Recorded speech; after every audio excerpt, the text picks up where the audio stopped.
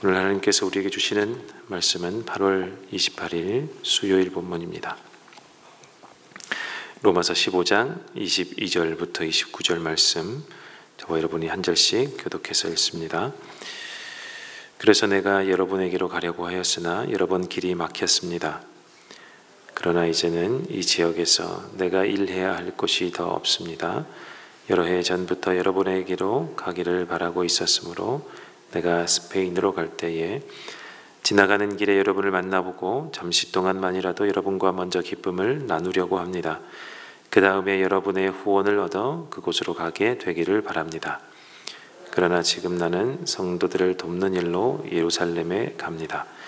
마케도니아와 아가야 사람들이 기쁜 마음으로 예루살렘에 사는 성도들 가운데 가난한 사람들에게 보낼 구제금을 마련하였기 때문입니다. 그들은 기쁜 마음으로 그렇게 하였습니다. 그들은 정말로 예루살렘 성도들에게 빚진 사람들입니다. 이방 사람들은 그들에게서 신령한 복을 나누어 받았으니 육신의 생활에 필요한 것으로 그들에게 봉사할 우위가 있습니다. 그러므로 나는 이 일을 마치고 그들에게 이 열매를 확실하게 전해 준 뒤에 여러분에게 들렀다가 스페인으로 가겠습니다. 내가 여러분에게 갈 때에 그리스도의 충만한 복을 가지고 갈 것으로 압니다. 아멘. 바울이 오늘 본문에서 보면 로마 교회를 사랑하고 또 로마 교회를 여러 차례 방문하려고 한 계획들을 볼 수 있습니다. 로마 교회를 교두보로 또 스페인까지 이방 선교를 하려고 했던 것으로 보입니다. 스페인은 큰 섬이죠. 지금으로 이 지형을 볼 수 있는 지금은 보면 굉장히 큰 섬이라고 할 수 없고 오히려 큰 대륙이라고 할 수 있는데 당시 사람들로서는 알 길이 없으니 거기도 큰 땅이 있는 곳이다 라고 생각을 했고, 바울은 이 스페인까지 가서 복음 전하기를 원했던 것 같습니다. 그래서 밝히기를 로마 교회를 먼저 방문을 하고, 그리고 그곳에서 하나님이 주시는 그 기쁨과 감사함을 나누고 그곳에서 후원을 얻으려고 했었던 계획을 알 수 있죠. 후원이라 함은 그들에게 이제 선교 헌금을 이렇게 모으는 것이겠죠. 선교 헌금을 이제 모아서 그 자금으로, 그 헌금으로 스페인 선교를 하려고 했던 계획이 오늘 나와 있습니다. 그런데 이 계획이 여러 차례 막혔다라고 되어 있습니다. 22절에 보면 여러 번 길이 막혔습니다. 이렇게 어떠한 사정인지는 모르겠지만 길이 막혔다라고 되어 있지만 우리 문법이나 다른 영어나 어떤 문법에도 없는 이 헬라어에는 수동태 중에 신적 수동태라는 용례가 있습니다. 신적 수동태, 헬라어에만 있는 용법인데, 이 신적 수동태라고 하면 하나님이 이 일을 일으키셔서 그 일을 당하게 되었다라는 용례로 사용되는 것이 이제 신적 수동태인데, 여기에 길이 막히다라는 표현도 신적 수동태로 사용되었습니다. 이 의미는 내 길을 누가 막았느냐, 여러 번 길을 막으니까 바로 하나님이십니다 라는 것을 바울이 이미 이 문장에서 밝히고 있는 거죠. 하나님이 막으셔서 나는 여러분에게로 갈 수가 없었습니다. 여러 번 길이 막혔습니다. 이러한 뜻입니다. 왜냐하면 하나님의 큰 이 역사적 눈으로 볼 때 더 큰 일이 발생을 했고, 바울이 우선순위를 정하여 먼저 갈 곳이 있는데 바울로서는 알 수 없는 것들이 더 많다 보니까 하나님이 막으셨다라는 것을 사실 오늘 본문을 다 읽으면 알 수 있습니다. 그것을 하나님이 하셨다, 하나님이 여러 차례 막으셨다라고 표현되어 있는 것입니다. 그것은 바울이 알지 못했던 것은, 그러나 지금 오늘 이제 깨달아 아는 바는 마게도냐와 아가야 지방의 이방 성도들이죠. 이방 지역에 있는 교회들, 물론 디아스포라로 퍼져 있는 유대인들도 일부 있었지만 대부분 이방인들이 주축을 이루는 교회였던 마게도냐 아가야 지방의 교회들이 구제 헌금을 모았던 일이 있습니다. 고린도후서 8장 9장에 자세하게 나와 있는 이야기인데, 그 구제 헌금을 모아서 예루살렘으로 전달해야 하는 일이 있는데, 그 일이 훨씬 더 중하고 지금 긴급하고 빨리 처리해야 하는 일이기 때문에 하나님이 여러 번 막으신 것이죠. 구제 헌금을 전달하는 일이 급하다. 왜냐하면 예루살렘 교회는 늘상 경제적으로 곤궁한 교회였습니다. 우리가 사도행전에서부터 예루살렘 교회가 처음 나타나다 보니까 이 경제적 여건을 생각하기 어렵죠. 무엇인가 역사적이고 무엇인가 신비롭고, 또 예루살렘 교회에 사도들이 또 모여 있고, 또 이 여러 가지 중요한 결정을 내리는 교회이다 보니까 무엇인지 모르게 약간 풍족한 이미지가 우리 안에 그려지곤 하는데, 그렇지 않습니다. 예루살렘 교회는 항상 곤궁, 결핍에 이렇게 허덕이는 교회였습니다. 두 가지 이유가 있는데요.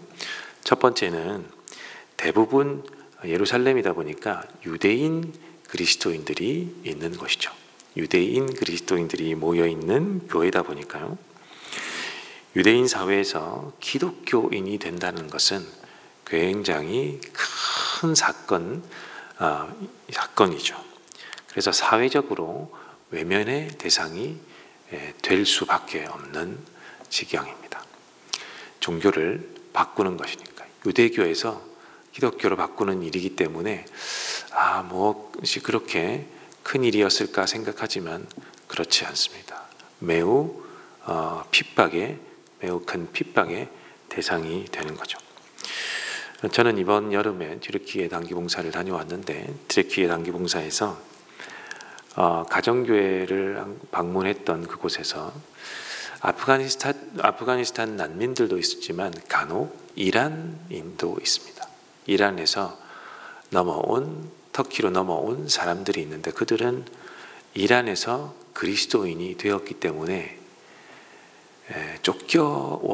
쫓겨와서 터키까지 온 사람들인데, 그 중에 한 분을 만났는데요. 이란에서 어떻게 복음을 듣게 되었는데, 이 복음이 너무 강력하고 이 하나님이 진짜 참신이구나를 깨달은 이후에 예수 그리스도를 믿고 세례까지 받은 사람인데, 그렇다 보니까 완전히 그 동네에서 사회적 죽음을 경험을 하게 되었습니다. 사회적 죽음뿐만이 아니고 친척들 중에 이 사람이 그리스도인으로 개종을 했다는 소식을 들고 극렬한 이 분노를 이기지 못한 사람들이 여럿 있었는데, 그 중에 한 명이 찾아와서 이제 살해 시도를 여러 차례, 그래서 실제로 칼에 여러 번 찔리기도 했다고 이 간증을 들었습니다. 죽을 고비를 여러 차례 넘겨서 터키까지 도망가는 데마다 쫓아와서 여러 차례 정말 죽을 고비를 넘겨서 이 튀르키예 땅에서 저희를 만났고 간증을 해준 것을 통역을 통해서 듣게 되었습니다. 마찬가지이겠죠. 유대인 사회에서 그리스도인이 된다는 것은 어떤 일이 일어났는지는 우린 자세히 알 수 없지만 거의 사회적 죽음을 경험하고 외면의 대상이었기 때문에 그들로서는 이 수입을 가지고 산다라고 하는 것 또한 매우 어려운 일이었기 때문에 모인 이 교인들은 곤궁할 수밖에 없는 사람들이었습니다. 그것이 곤궁하고 결핍에 이렇게 찌들려서 살 수밖에 없는 예루살렘 교회의 형편의 첫 번째고, 그리고 두 번째는 AD 46년에서 48년에 팔레스타인에 큰 기근이, 아주 오랫동안 가뭄이 생겨서 큰 기근이 찾아오게 되는데, 그 이후로 모든 이 팔레스타인 지방의 나라들이 어렵다 보니까 예루살렘 지방도 어려워지고, 특별히 이 예루살렘에 있는 유대인 그리스도인들은 더 큰 곤궁에 처할 수밖에 없는 형편이죠. 그래서 구제헌금이 반드시 필요했는데, 이 구제헌금을 전달할 사람이 또한 필요했기 때문에 바울이 이 일을 하나님께로부터 맡아서 일을 행했던 것입니다. 여러분, 이렇게 듣기 보니까 하나님이 막으신 이유가 분명하죠. 이것이 더 긴급하고 더 빨리 해야 될 일이었기 때문에 하나님께서 바울을 여러 차례 스페인 선교를 막으셨습니다. 물론 스페인 선교가 선한 일임에도 불구하고 우선순위의 차이겠죠. 하나님이 이 일을 먼저 시키셨습니다. 또 하나의 막으신 이유가 있는데요. 뭐냐면 1세기, 이 당시는 1세기죠. 1세기 이 지중해 연안, 팔레스타인과 지중해 연안 지방에, 그리고 이제 그레코 로만 이 문화를 받아들인 사람들, 이 세계에 사는 사람들은 주고받음이 명확해야만 했습니다. 내가 주었으면 반드시 받은 사람이 돌려주는 것이 예의의임.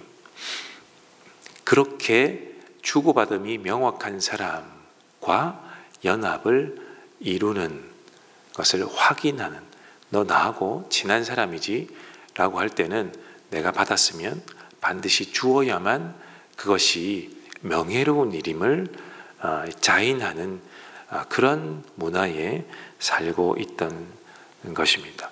내가 주었는데도 받지 못하는 것은 그 사람하고 나하고 별로 상관이 없는 사람이라는 의미입니다. 그렇게 받아들이는 거죠. 우리는 선물을 우리도 약간 주었는데 못 받으면 약간 서운한 느낌이 있는데, 이 사람들은 훨씬 더 강합니다. 너와 나는 상관없는 사람. 그러나 주고받음이 명확하다는 것은 그 사람하고 나하고는 친분 관계가 깊고 연합된 관계다. 이제 이런 문화권에 살고 있는 거죠. 그래서 27절에 이렇게 언급하는 거죠. 그들은 기쁜 마음으로 그렇게 했습니다. 그들은 정말로 예루살렘 성도에게 빚을 진 사람들입니다. 이방 사람들은 그들에게서 신령한 복을 나누어 받았으니 육신의 생활에 필요한 것으로 그들에게 봉사할 의무가 있습니다. 여기에 의무라고, 빚을 진 사람들 기쁜 마음으로, 그리고 의무라고 표현하는 이유가 여기에 있는 것입니다. 이 이방에 있는 교회의 교인들은 빚을 졌습니다. 어떤 빚입니까? 신령한 복인 복음을 예루살렘 교회로부터 전해받았죠. 선교사를 파송했고, 이 선교사에 의해 받은 복음, 이 복음의 빚을 졌기 때문에 이제 한 공동체라면, 연합된 교회라면 이것을 돌려주어야 할 의무가 생긴 것입니다. 그래서 무엇으로 돌려주느냐? 이 이방인 교회 또한 다들 어려운 이 세계에 살고 있기 때문에 어렵지만 어려운 가운데 구제헌금을 모으고 이 의무를 다하기 위해서 이 선교헌금을 전달했습니다. 이것이 하나님께서 바울을 스페인 선교 이전에 반드시 해야 할 일로 이 스페인 선교를 여러 차례 막아서면서까지 바울에게 시키신 일입니다. 이 구제와 연합, 이것이 오늘 본문이 보여주는 거죠. 저 또한 이 구절들에 나오는 내용들을 여름 단기 봉사를 통해서 경험하고 왔습니다. 저뿐만이 아니라 이 해외에 나갔던 우리 파송 선교사님들이 계시는 모든 곳에서는 동일하게 느끼고 왔을 것입니다.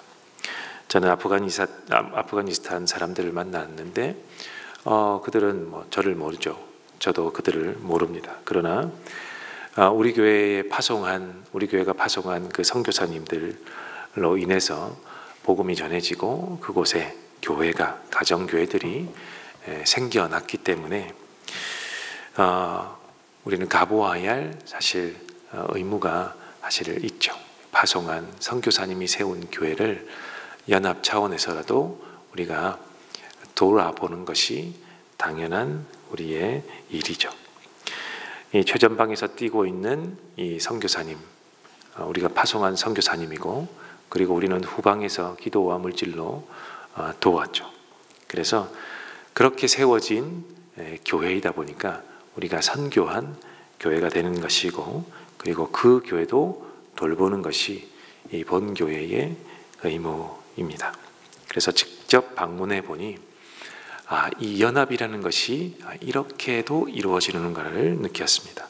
전혀 모르는 사람들 아니겠습니까? 그러나 그리스도의 복음으로 하나 된 느낌. 만약에 선교사님들이 안 계시고 그들을 만났다면 또 다른 느낌이겠지만, 우리가 복음을 위해서 파송한 선교사님들이 그곳에 개척한 교회들을 돌아보는 것은 복음으로 하나된 연합, 피부색도 다르고 언어도 다르고 전혀 만난 적이 없는 사람임에도 불구하고 하나된 느낌을 정말 많이 받고 왔습니다. 이 하나됨이 굉장히 중요하구나. 그리고 그들은 우리가 파송한 선교사님이 파송한 교회에서 왔다고 이야기를 하니 매우 감사한 표현을 여러 차례 했습니다.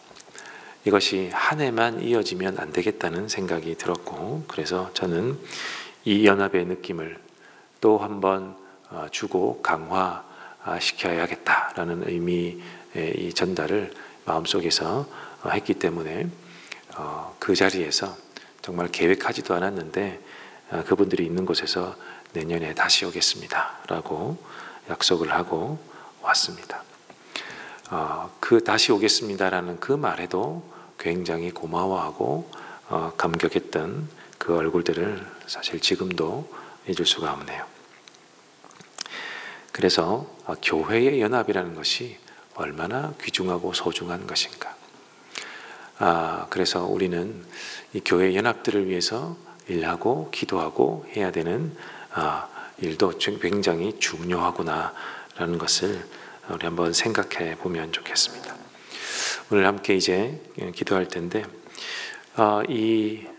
그들은 이제 1년 뒤에 한번 돌아보겠지만 다시 그동안 또 힘겨운 삶을 이어가야 될 것입니다. 각 선교지에 있는 아프가니스탄 난민들을 비롯한 선교지의 사람들, 튀르키예와 인도를 통하여 아프가니스탄 난민들을 만났고, 그리고 네팔, 키르기즈스탄, 타지키스탄 이런 나라들 가운데 있는 우리 성도들이, 선교사님과 교회들이 있습니다. 곤궁한 삶을 살고 있고 매우 큰 위협을 당하는 사람들도 있습니다. 다시 만날 때까지 은혜 가운데 하나님의 보호가 있기를 함께 위해서 기도해 주시면 감사하겠습니다. 우리 첫 번째로 이것들을 위해서 기도해 주십시오. 우리 파송 선교사님들이 세운 교회들을 하나님께서 든든히 세워 주십시오.